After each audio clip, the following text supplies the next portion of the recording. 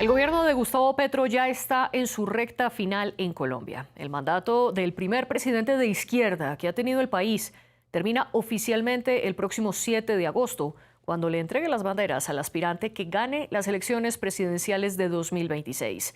Antes de llegar a la Casa de Nariño, Petro prometió reformas sociales profundas y una ambiciosa agenda de negociaciones con 8 grupos diferentes en su política de paz total. ¿Cómo es el balance ahora, al final de su mandato? ¿En qué acertó y en qué falló Gustavo Petro? Es lo que discutimos en el debate de France 24. Yo soy María Clara Calle y le doy la bienvenida a nuestros dos invitados de hoy. Desde nuestros estudios en Bogotá nos acompaña Francisco Tolosa, politólogo, máster en sociología y docente de la Universidad Nacional de Colombia. Y desde Miami se conecta Juan David Vélez, excongresista del Partido Centro Democrático, internacionalista y máster en Seguridad y Defensa Nacional de la Escuela Superior de Guerra. Bienvenidos ustedes dos, un placer compartir esta mesa de trabajo con ustedes y con nuestra audiencia. Antes de iniciar, los invito a que nos sigan en redes sociales. Nos encuentran como @France24_ES y mi cuenta personal es @MariaClaguirre.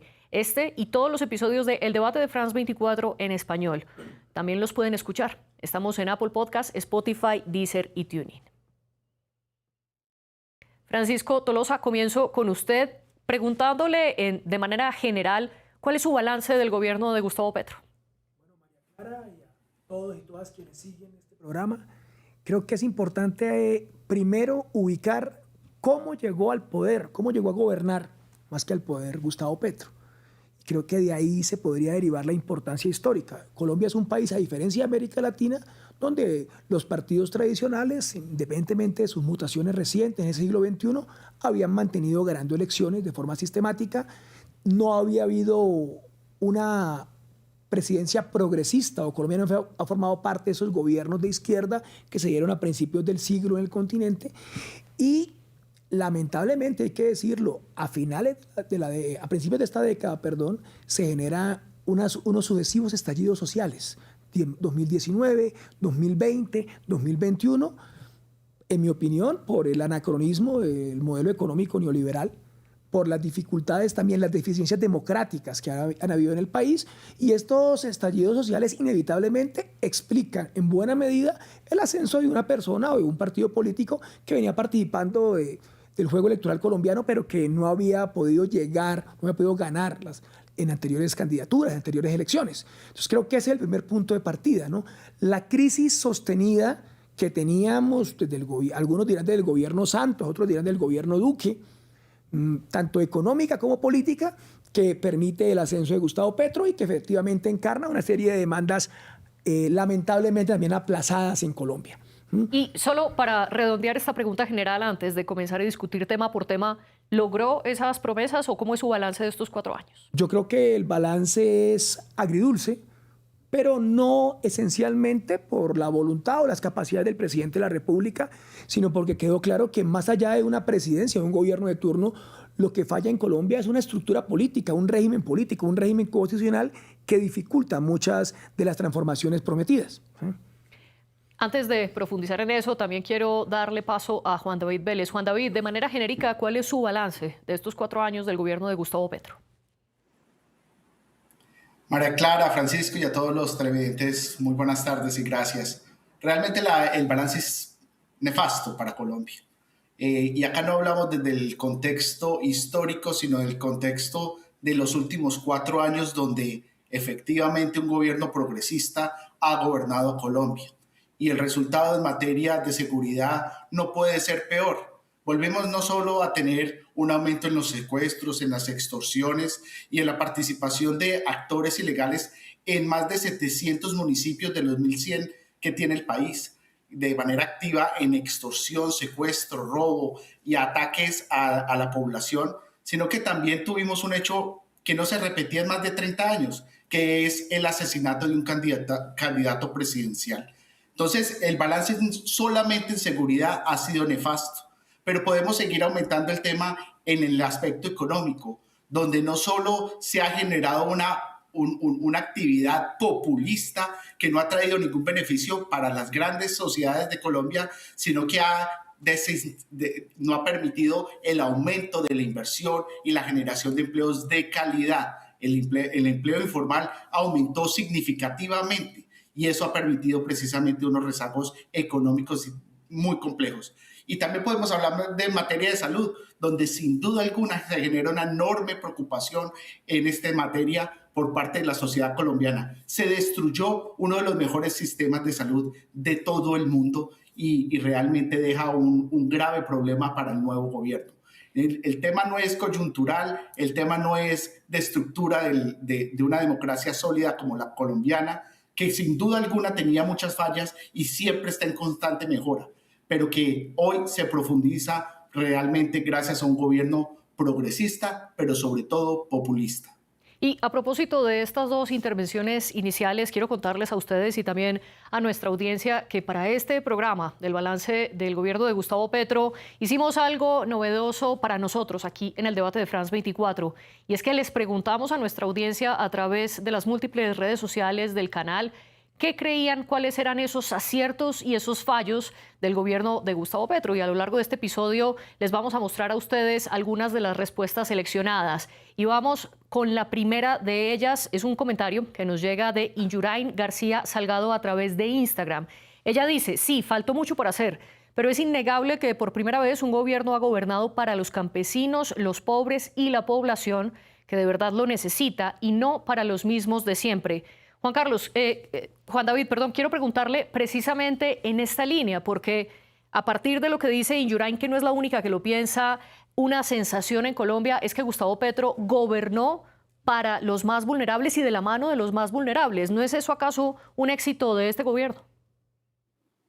El éxito se tiene que medir en los resultados, no en las promesas ni en los anuncios. Efectivamente, creo que le podemos dar un gran logro al gobierno de Gustavo Petro, que fue abrir ese diálogo con diferentes sectores. Quizás una de las fallas puntuales del gobierno del antecesor Iván Duque, donde no se vio ese diálogo permanente. Pero fue del gobierno Duque, también del gobierno Santos. En el gobierno anterior de Álvaro Uribe se generaron los diálogos permanentes con las comunidades y por eso se daban resultados puntuales a cada una de las comunidades en todo el país. Yo creo que el sentimiento de que el gobierno los escucha genera precisamente esa premisa de la televidente, más allá de que los resultados no lo corroboran.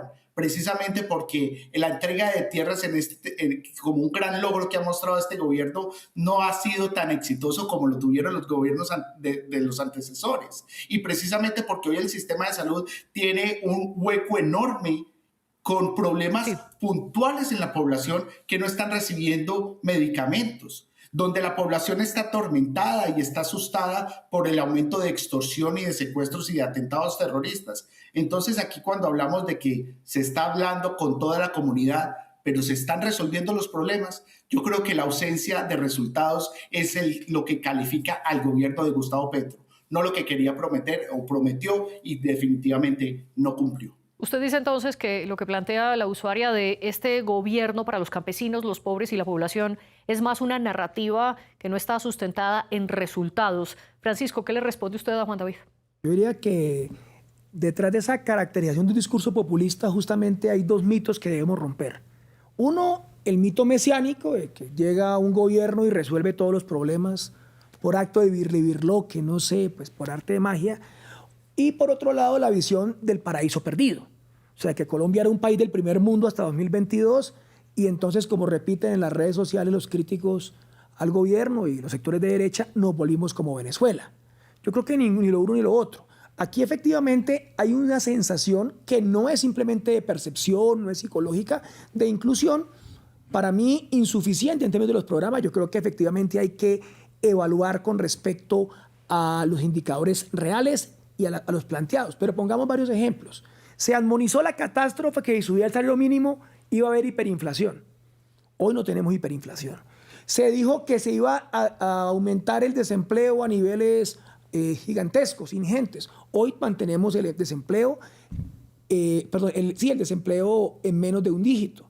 Claro, yo comparto con el doctor Vélez que hay una gravedad de la formalidad del empleo y que todo el gobierno que quede debe avanzar en romper esa informalidad. Pero esto es, con todo el respeto, un lastre de 30 años de medidas de flexibilización laboral, desde la ley 50 del 90, ¿sí? Y algo mismo podríamos hablar en términos del sistema de salud, en términos de el modelo agrario. Las cifras sí podrían estar así, ¿no? En el acuerdo de paz se pactaron la entrega de 3 millones de hectáreas para los campesinos sin tierra, ¿sí? Que tenía que entregarse en 10 años. Este año cumplimos 10 años. Bajo el gobierno Duque íbamos en 13.000 hectáreas, o sea, no hemos llegado al 1%. El gobierno Petro, en mi opinión, apenas se ha subido a 350.000 hectáreas, apenas un 10%, insuficiente para las metas que como Estado colombiano se habían asumido. Sin embargo, se denotan unos puntos de inflexión interesantes que hace que sectores de la población se sientan incluidos. Insisto, yo no creo en el mito del paraíso perdido, ¿sí? Yo creo que el paraíso perdido era para unos y había otros que históricamente se han sentido excluidos y que a partir de pequeñas medidas que para mí son insuficientes, no debo subrayar, han empezado a crear un arraigo en la población. Y quiero ahora sí que profundicemos un poco en ese tema de los múltiples que ustedes ya han mencionado, en uno de ellos, en el de la seguridad. Y para ello los invito a que veamos otro de los comentarios que también nos llegó a través de Instagram, precisamente sobre este tema. En este comentario, la usuaria Gladys dice: falló. En la paz total, seguridad destruyó el sistema de salud, incrementó la guerrilla, desempleo, más personas en la informalidad debido a la mayor alza del salario mínimo. Si bien esta usuaria combina, digamos, los temas de seguridad con los de economía, les propongo a nuestros dos panelistas que primero analicemos todo lo que tiene que ver con seguridad para luego sí pasar al tema de la economía. Y Francisco, en este sentido quiero preguntarle, Indepaz, que es una organización no gubernamental que ha llevado el conteo de los líderes sociales asesinados en el país, los reportes de esta ONG muestran que 2020 fue el mayor año de los últimos con la mayor tasa o la mayor cantidad de líderes sociales asesinados. Ese número ha caído, pero se ha mantenido. No es que haya llegado a mínimos históricos, mientras que la tasa de homicidio en el país es prácticamente la misma desde 2021 hacia 2025. Y a esto se suma que Gustavo Petro, una de sus grandes banderas, era lograr la paz total con todos los grupos al margen de la ley, y para ello entabló 8 mesas de negociaciones diferentes. Sin embargo, a hoy esa paz total que prometió el presidente Gustavo Petro no llegó. El conflicto armado se sigue viviendo en el país y, tal como lo señaló Juan David, que debo hacerle una precisión, Miguel Uribe no era candidato presidencial, sino precandidato presidencial también de su propio partido, el Centro Democrático. Y esto en efecto no ocurría hace décadas en Colombia. ¿Empeoró la seguridad bajo el mandato de Gustavo Petro? Yo no considero que haya empeorado, hay una continuidad del conflicto. Y si en algo se debe cuestionar este gobierno, ¿sí?, es en su incapacidad para darle solución efectiva al conflicto. ¿Cómo comprender la actual fase del conflicto? Y creo que ahí es donde empieza a fallar la paz total, ¿sí? Porque se aplican unos modelos, algunos importados, otros de muy ligero análisis, ¿sí?, y que no llegaron a feliz término con ningún grupo. Ni con el ELN, donde no había discusión que se trataba de una guerrilla, ni con los pequeños grupos, comillas, delincuenciales a nivel urbano. Ahora, ¿cómo entender esta prolongación del conflicto? ¿Por qué no se acaba? ¿Por qué no termina? Y allí el debate va más allá del gobierno de Petro. Yo creo que acá se ha repetido y se ha mantenido una receta de acabar la guerra a plomo. Y lamentablemente no ha resultado. Ni en el gobierno de Uribe, que avanzó en un repliegue de las FARC, pero no liquidó a las FARC, ni en el gobierno de Santos, ni mucho menos en el gobierno de Duque, que es donde surgen estos nuevos grupos armados ante la frustración del acuerdo de paz. Segundo, se mantienen, y es un debate conceptual, pero creo que es válido hoy en Colombia, grupos paramilitares. Yo creo que es un error entender toda la confrontación actual en Colombia, que comparto con el doctor Vélez, que muestra indicadores no solamente cuantitativos, sino cualitativos. Tú ves en grandes urbes dificultades de seguridad que no veíamos hace mucho tiempo, ¿sí? Que la violencia y la guerra están llegando a sectores urbanos, pero detrás de esto parecieran haber residuos de procesos de paz mal hechos. Tanto el proceso de paz con los paramilitares de hace 20 años. O sea, hoy no hay un solo grupo armado, digamos, de estos que llaman BACRIM, le llamaban BACRIM en una época, hoy GDO. BACRIM, solo un paréntesis para nuestra audiencia, bandas criminales. las siglas de esta... Para todos es muy difícil seguir estos eufemismos con que rebautizan los grupos, pero estos grupos sucesores de los paramilitares están presentes en la mayoría de grupos armados hoy y mantienen esas prácticas. Creo que habría que replantear. Yo no puedo decir que ha sido un éxito, creo que ese sería sería una realidad palmaria aquí frente al tema de paz total. Pero solamente agrego una cosa. Lamentablemente debo decirlo, lo que ha habido es una insistencia de este gobierno en mantener una hipertrofia del presupuesto militar que no ha sido efectivo. Sé que los militares se quejan mucho, pero cuando tú vas a ver los guarismos, mantenemos el promedio muy alto de gasto militar en el hemisferio occidental, solamente comparable con Estados Unidos. En efecto, usted dice una cosa que es muy cierta. Digamos que los gobiernos de derecha en Colombia han optado por políticas de mano dura frente a los grupos al margen de la ley, mientras que este gobierno de izquierda priorizó esos diálogos. Su postura, Francisco, es que Petro hereda la continuidad del conflicto armado en Colombia y poco más, poco menos no se puede pretender solucionarlo de raíz en 4 años. Juan David, ¿es la modalidad de los diálogos lo que hay que continuar en los siguientes 4 años? ¿Y cuál es su balance de la seguridad en el país? Bueno, reitero, los resultados se tienen que medir, el gobierno se tiene que medir en base a los resultados. Los resultados en materia de seguridad son nefastos. Y sí, fue un precandidato presidencial, pero repito, un precandidato presidencial asesinado por un grupo que es liderado por un actor que convirtió el gobierno de Gustavo Petro en negociador y en facilitante de la paz total. Entonces, aquí tenemos que ser muy precisos también en la información y darla completa. Aquí el gobierno se dedicó a convertir en actores de paz a quienes han asesinado actores políticos dentro de la democracia, a quienes ha permitido el aumento en las cifras de los secuestros, de la extorsión. ¿Cómo es posible que en el año 2022 habían aproximadamente 300 municipios con presencia de grupos al margen de la ley, llámelos como los llame, y hoy hayan más de 750 según la Defensoría del Pueblo, poniendo incluso en riesgo las elecciones? ¿Cómo es posible que volvimos a tener elecciones al Congreso este año, donde en diferentes sectores los grupos al margen de la ley presionaron por votar por un partido en particular, precisamente el de gobierno de turno? Yo estoy de acuerdo con el señor Francisco, con el profesor Francisco. De ninguna manera uno puede pretender que un gobierno llegue a solucionar todos los problemas, pero los resultados sí se tienen que dar sobre el periodo que ellos tienen que ejecutar esto. Por eso nosotros con mucho orgullo decimos que la política de seguridad democrática redujo en un 92% los secuestros. Esos son los resultados. Un país que encontró en el año 2002 más de 3.000 secuestrados y en el 2010 190. Sin duda alguna 190 siguen siendo muchos, pero muy diferente a 3.000 del 2002. A diferencia de este gobierno, donde se han multiplicado los secuestros, donde se ha superado más de 100.000 personas desplazadas en el año 2025. Entonces, bajo esas cifras, nosotros tenemos que evaluar al gobierno, no bajo el contexto histórico, porque realmente nosotros entendemos que el país tiene problemas de base, de historia, de dinámica, pero para eso no hay que refundar la patria como lo está proponiendo un candidato del gobierno solicitando una constituyente, ni mucho menos con la narrativa que se cree que lo único que hay que dar es balín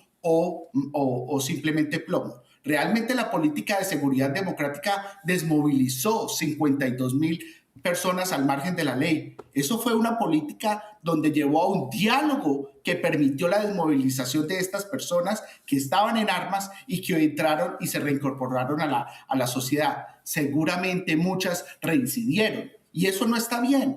Habrá que ajustar esos temas. Pero acá no hay que plantear la disyuntiva entre amigos y enemigos de la paz, ni amigos del diálogo y enemigos del diálogo.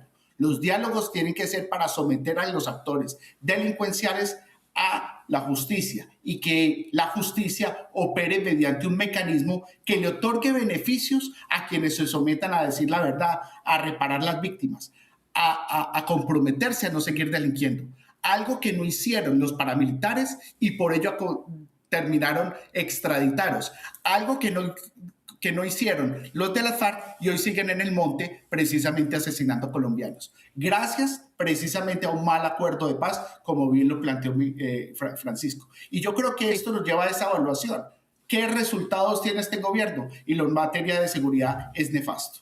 ¿Y qué responde usted, Francisco, frente a esto que plantea Juan David, de medir los éxitos o los fracasos del gobierno en materia de seguridad teniendo en cuenta lo que logró o no logró en 4 años, más allá de las causas estructurales del conflicto? ¿Y qué opina de esta comparación que hace el excongresista de la seguridad democrática que se implementó durante los 2 gobiernos del expresidente Álvaro Uribe y la paz total que impulsó a Gustavo Petro? Claro que los indicadores siempre serán elocuentes, pero también cómo definir cuáles son los indicadores.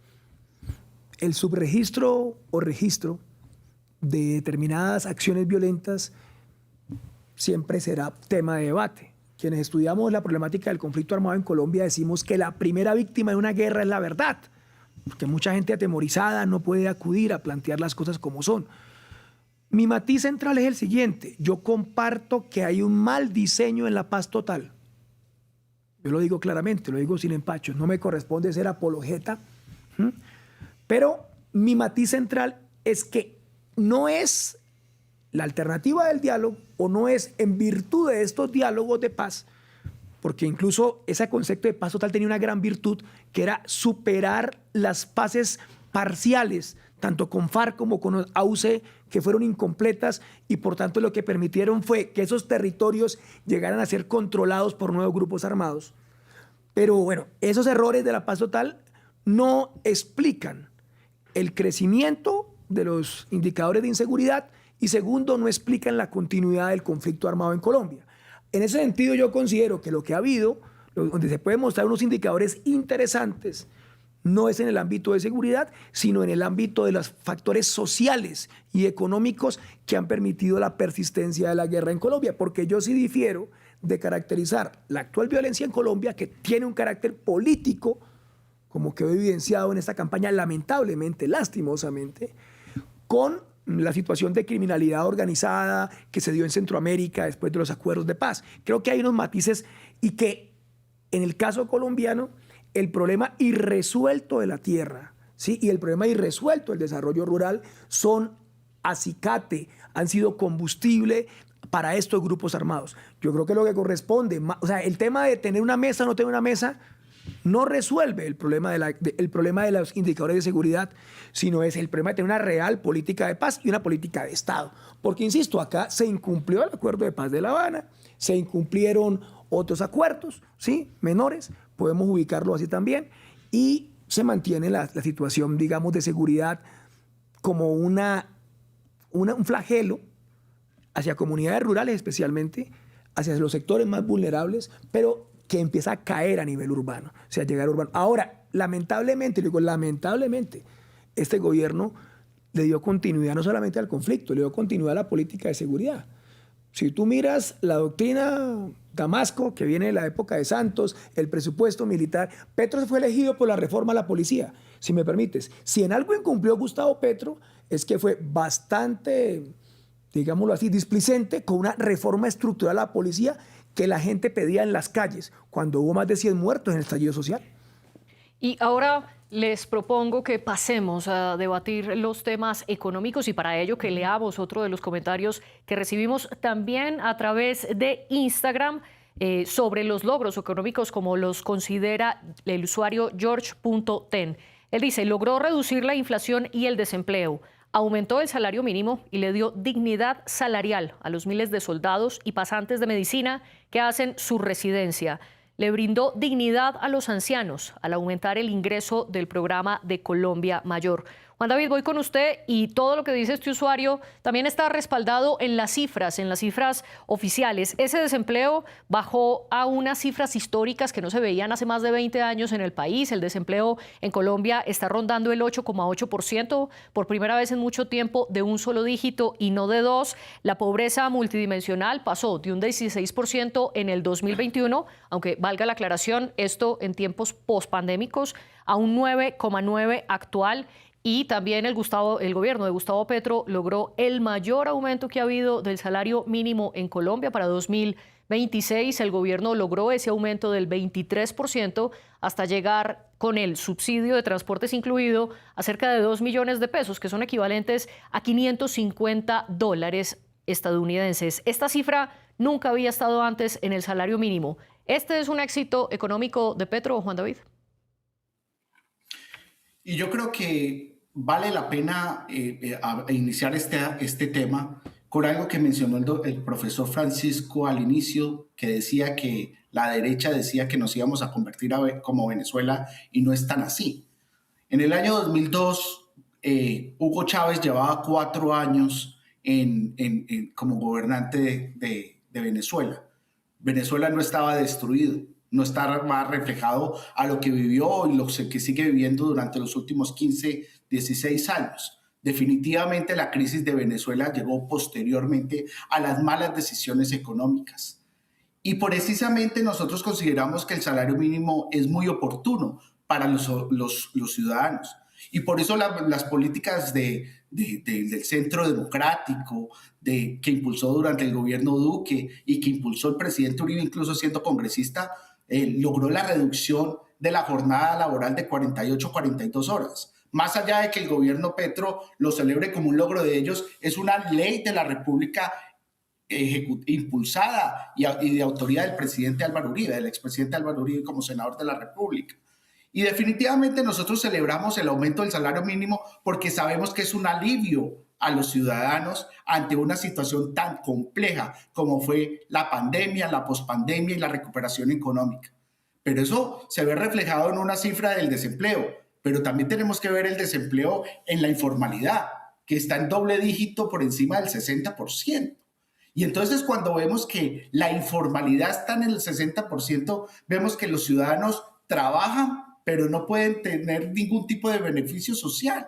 No están accediendo a una pensión justa. Y eso es lo que conllevan las políticas precisamente de la izquierda, que ha llevado al fracaso a Cuba, Venezuela, Nicaragua y demás países que han adoptado estas medidas. No se ven al corto plazo, no se ven mediante el boom económico. Venezuela vivió el boom económico del petróleo. Colombia está viviendo un boom económico gracias a algo que no se mencionó en materia de seguridad, y es en el aumento de cultivos ilícitos, por ende el ingreso de esa burbuja económica que significan los dineros del narcotráfico en las calles de Colombia, que está comprobado.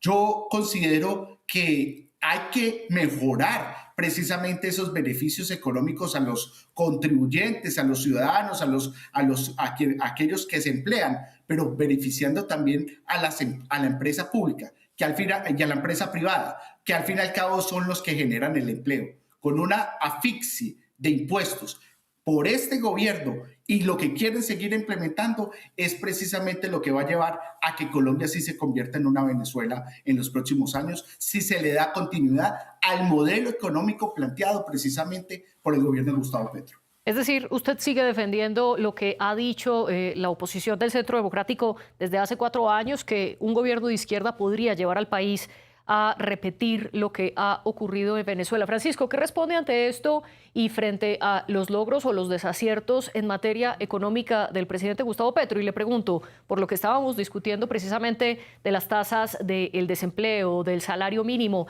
también de esa tasa de informalidad que menciona el señor Vélez, que ronda el 55%, y algo que él también mencionó, la tasa de inversión cayó a cerca del 16% del PIB, la más baja en 20 años. Es decir, los inversionistas están desmotivados en invertir en Colombia. ¿Qué responde ante esto? Bueno, creo que cualquier análisis económico debe hacerse en el marco del clima económico global. Y yo digo que los efectos de la pandemia, por ejemplo, que toca valorarlos en una justa dimensión del gobierno Duque, que fue gravemente afectado por esa temporada de pandemia, aplica para toda la economía global y para dinámicas relacionadas con los flujos de inversión de capital.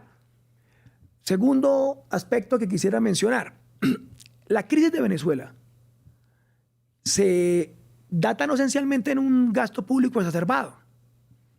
Efectivamente hubo una emisión que no era muy ortodoxa, pero el punto de desequilibrio económico central de Venezuela tiene que ver con una atadura al rentismo petrolero que, lamentablemente lo digo, precede a Chávez, ¿sí? Venezuela nunca reemplazó la economía petrolera. El presidente Petro, dentro de sus virtudes, hay que decirlo, que es economista, ha planteado, no sin polémica, una descarbonización de la economía colombiana en la medida en que el gobierno Santos, inicialmente el gobierno Uribe, pero consolidadamente el gobierno Santos, se optó por las denominadas locomotoras mineroenergéticas. Y las locomotoras mineroenergéticas son justamente las que provocaron unos picos de inversión antes de 2015, pero después de que la inversión extranjera viene y saca una mina, o seca una mina, o seca un pozo de petróleo, difícilmente vamos a mantener esos niveles tan abultados de inversión. Entonces, parte de la merma en la tasa de inversión tiene que ver con el modelo de inversión que se manejaba en la época de Santos y de Uribe. Ahora, ubiquemos otros logros. Yo creo que sí, de las reformas que pasaron, que las podemos contar con estos dedos de la mano, habría que decir una reforma tributaria que fue de consenso y que fue producto de un déficit heredado. Y lo digo de una vez, y Petro va a heredar déficit fiscal. Pero esa reforma pasó, luego pasa la reforma laboral, donde introduce, yo digo claramente, introduce medidas laborales del siglo XX en Colombia. Acá lo que estamos es intentando rescatar, el gobierno Uribe se impuso una jornada, sí, se redujo ahora la jornada laboral, pero se eliminaron las horas extras nocturnas, ¿sí? Con lo que implicó para el poder adquisitivo y por tanto para el consumo de trabajadores de la vigilancia, del comercio, del turismo, de la salud, que vivían de esas horas nocturnas. Esto se retrotrajo ahora justamente con la reforma laboral que se aprobó el gobierno Petro. Han habido otros componentes. Yo comparto que el tema de la informalidad sigue siendo un punto grave, ¿sí? Pero lo que no creo es que la vía sea la eliminación de la carga tributaria, sino es una redistribución. En comparativo con la OCDE, creo que seguimos en los índices más bajos de carga tributaria con respecto a la OCDE, creo que junto a México. Sí, y discúlpeme que lo interrumpo, lastimosamente quisiéramos poder incluir más temas, profundizar en todos ellos, pero antes de cerrar muy brevemente, quiero que veamos otro de los comentarios que recibimos a través de TikTok de Edwin A. Alvarado A. Él dice: considero que falló en ampliar la estructura burocrática del Ministerio de la Igualdad. La figura vicepresidencial, esto de Francia Márquez, terminó desfigurada e inutilizada a través de este Ministerio de la Igualdad que, como se ha mostrado, no avanza en la ejecución presupuestal. Muy brevemente, en quizás mucho menos de un minuto, Francisco, Gustavo Petro hizo a un lado a su fórmula vicepresidencial Francia Márquez, le quitó poder al final y comenzó gobernando con una coalición prometida de diferentes partidos y terminó gobernando con quien él quiso. Dos respuestas. La figura vicepresidencial en Colombia, recreada en el 91, ha sido una figura sin poder real, tanto que las vicepresidencias, salvo la de Germán Vargas Lleras, no han tenido mayor peso efectivo, ni en términos de instituciones, ni en términos políticos en el país. Primero. Segundo, la coalición, así como no hay Petro sin estallido social, no hay Petro sin el apoyo de un sector importante del establecimiento colombiano, que incluye al santismo. Esa fue la coalición que se mantuvo con flujos y reflujos, en mi opinión, hasta el final. ¿Y traicionó a algunos de esos sectores que lo apoyaron, Juan David? El presidente Gustavo Petro, me refiero. Gustavo Petro traiciona a su mejor amigo, hasta a su hijo, que lo niega que haberlo criado. Realmente la vicepresidenta perdió una gran oportunidad para reivindicar a esa raza negra del Pacífico colombiano, a la mujer colombiana, y se dejó utilizar por Gustavo Petro. Yo difiero profundamente de la posición ideológica de Francia Márquez, pero creo que ella perdió una gran oportunidad y fue utilizada precisamente por un gobierno que prefirió una maquinaria burocrática, sí, clientelista del Congreso, en vez de apostarle a una gran transformación. Y lo único que hizo fue crearle una burocracia como el Ministerio de la Igualdad, que lo único que significó fue un derroche de recursos del Estado colombiano. Y para concluir nuestro programa, les voy a pedir que quizás en una frase, por más difícil que sea la tarea, logren sintetizar qué fue para ustedes el gobierno Petro. ¿Cómo se lo explicarían a nuestra audiencia internacional? Francisco, comienzo con usted en una frase muy corta. Sí. El gobierno Petro implicó la primera experiencia de un gobierno distinto a las ataduras históricas que ha tenido Colombia. y que han impedido su cambio durante 2 siglos. ¿Y vale la pena repetir? Claro. No con Petro. Vale la pena darle continuidad. Este es el inicio. Este es un atisbo y esperemos que haya continuidad para que se concreten realmente los cambios. Juan David, ¿cómo describe usted este gobierno para nuestra audiencia? Un fracaso rotundo, un retroceso de Colombia en aspectos fundamentales como es materia de seguridad, aspectos sociales, salud, empleo, economía. Realmente es un error histórico de nuestro país que ojalá se evite su continuidad reflejada en el heredero que representa actualmente Gustavo Petro, sería Iván Cepeda. ¿Vale Ojalá entonces la pena el cambio, Juan David? El cambio tiene que volver a quienes consideran que todos los colombianos cabemos en el mismo país y no nos sectorizan entre un sector enemigo de la paz y amigo de la paz. Francisco Tolosa y Juan David Vélez, gracias por estar aquí en el debate de France 24. La jefe de edición de este programa fue Janet Bustamante y la productora de invitados Melissa San Miguel. Ustedes pueden ver en nuestras redes sociales y en nuestra página web france24.com un amplio cubrimiento de estas elecciones. Gracias por estar con nosotros.